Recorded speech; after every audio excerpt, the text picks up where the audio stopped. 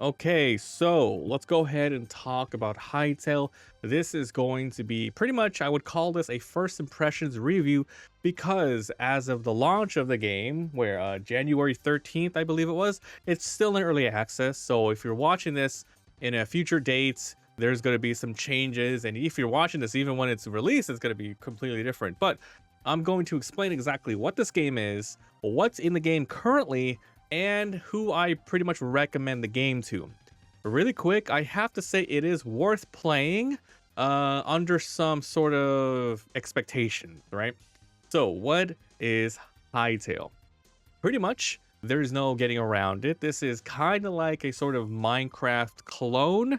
However, there's lots of upgrades. Obviously, the graphics here are better than base Minecraft. The animations are cool.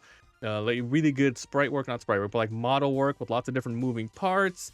The combat, I think it's really good here as well. Okay, so this game is, once again, just like Minecraft. There's different modes here. There is a creative mode where you can go in and do some building, which actually has some really nice building in the game, really cool blocks that you can do. There's also an adventure mode where, unfortunately, it's not out yet, and that is supposed to be more of a leading you towards some sort of linear storyline. And then what I'm playing today, and what I have been playing, is the exploration mode, which is the closest to Minecraft, where they just throw you into a world. They give you a little bit of things to do, a little bit of direction, rather, I should say, and then you're off to the races to do anything you want.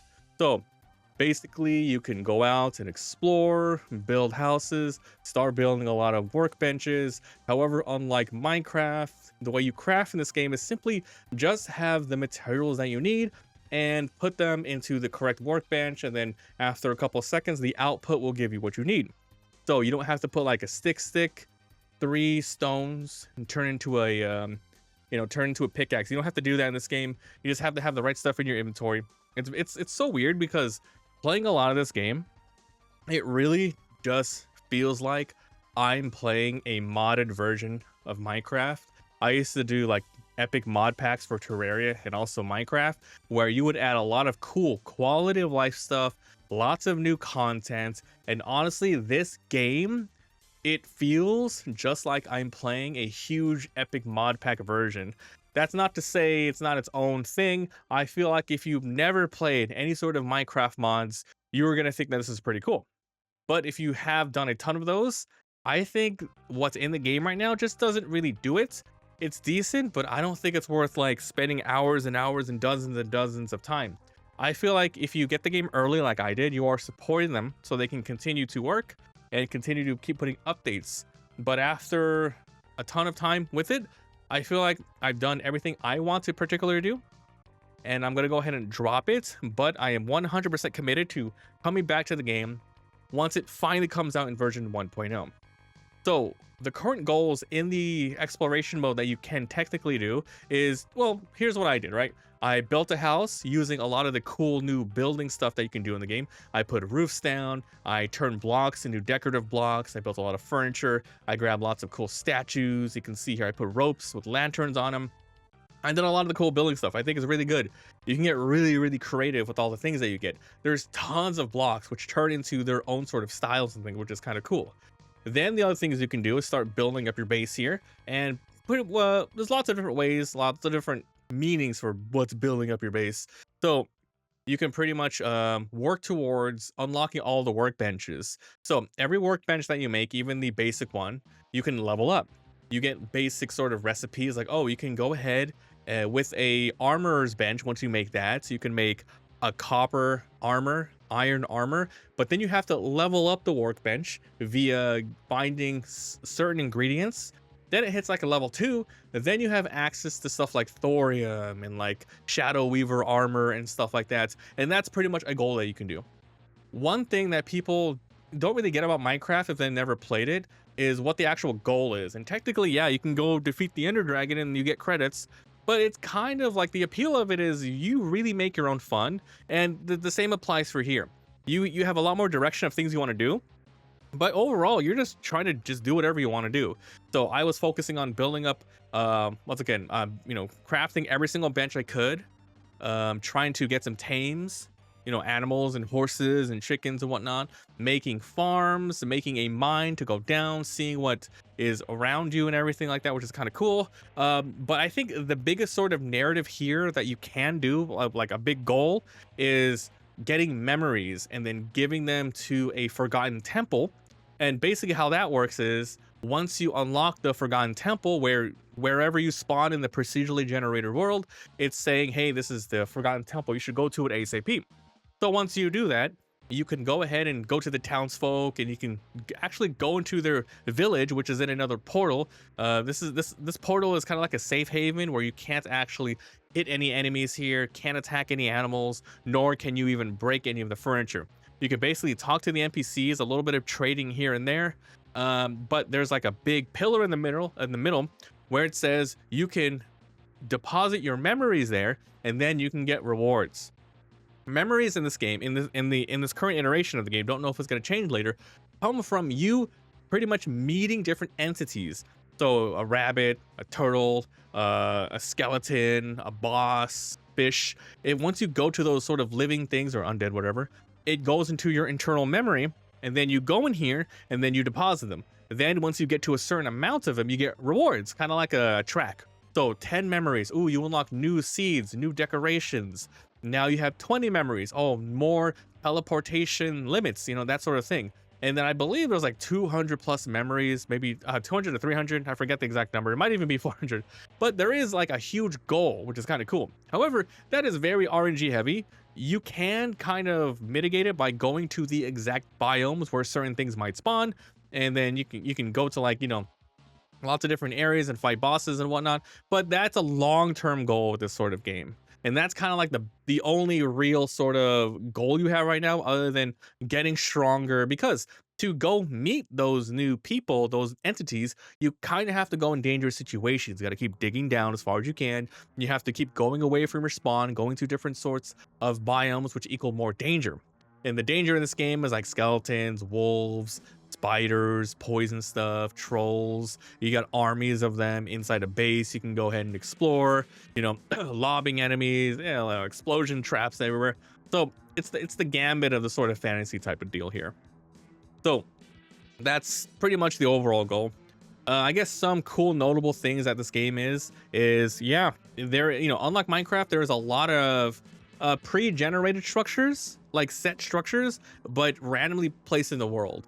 And this is where I get the feeling like, hey, these guys are obviously they're fans of Minecraft, but every mechanic in here I somehow already put into a previous mod pack. For example, the character's animations. There is better movement in Minecraft, and there's there's sliding in a mod pack.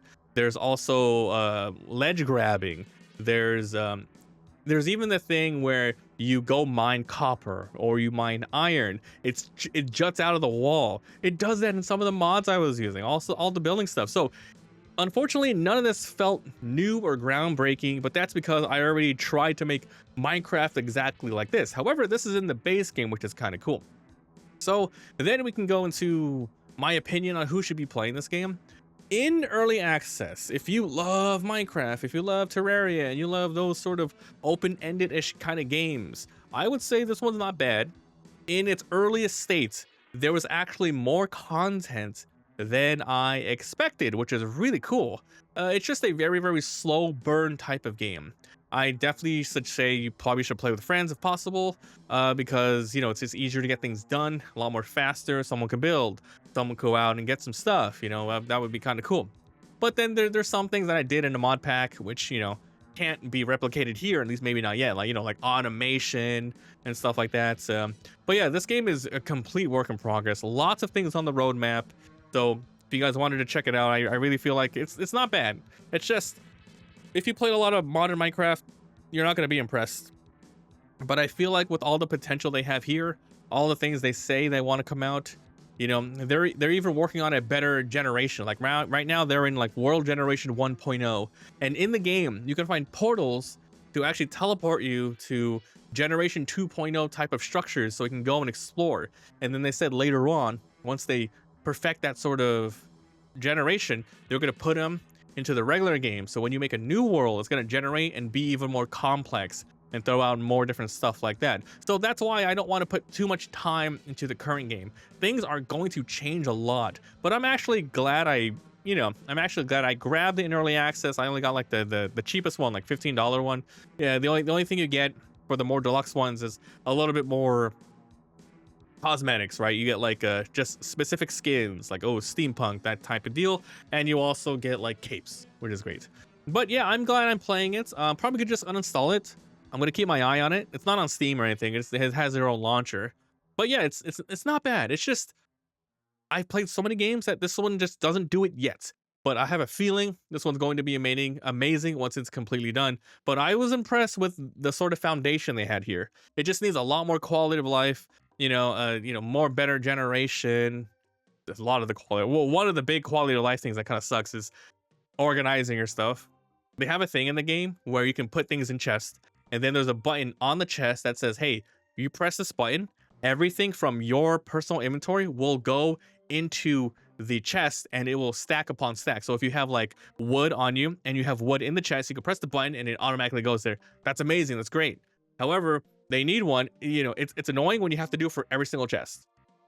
What I want to see ASAP is a button where you just press it and any chest next to you, it just sucks all that stuff out. So it makes it easier, because it gets really, really tedious. Once again, this game is a pretty decent slow burn. You can get really creative.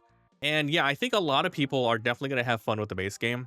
It's just personally me. I'm just going to wait for a lot more. But, it's not like the game's going to be any like more expensive the later it goes. So that's it for Hytale. In the future, they're going to have a sort of mini game, sort of module, like a modular mini game thing where anyone can go ahead and make cool little games, because I believe also some of the backers or developers here are also from NoPixel. If you guys don't know what that is, it's a sort of group. I don't know how big they are now, but it's a sort of group that makes pretty much public and private Minecraft servers where you can do fun mini games, such as like, back in the day, there was the Minecraft Hunger Games. That was hella fun. I actually don't know if that was from them, but stuff like that where you can just have fun and do mini games. Because once again, the base foundation of the core aspects here, it's pretty cool. You can do a lot of stuff with it, especially the limitations here are a lot less. They're more free than Minecraft. Minecraft is just jump around, block things, whatever. But this one, you have like sliding, you have faster movement, you have stamina, you have ledge grabbing, a lot of stuff like that. So there's a cool amount of things you can do here. And if you guys are interested, you can go look at some of the early game PvP stuff. I think some of the devs just made that video themselves showing you like the things you can kind of do. What I really like as well with the combat is there's a decent variety. If you have like a giant mace, you can do charge attacks and then it does different things, like a giant slam down. There's crossbows where you can like multi-shot, and then there's bows you can do slow and steadies. And now I'm just explaining what the game is, but basically I liked it a lot. But I'm done with it for now, and I'm going to keep an eye on it. But I would say, once again, it's not bad if you want to pick it up and get into it for $15. It's if you're seeing this maybe a couple months later, it's probably a really, really good product. But still, once again, I would wait till version 1.0. I'm doing the same thing with Enshrouded and Power World, and those games are hopefully going to be coming out fully 1.0 in 2026. So can't wait for that. Anyways, guys, that's it. Thanks for watching. If you are interested in watching the Let's Play of it, you can head on over to the Mobby vs. Games 2 channel, where I upload all the footage that we do for reviews and more. Thanks. Let me know what you guys think about the game in the comments, and I'll see you later. Bye.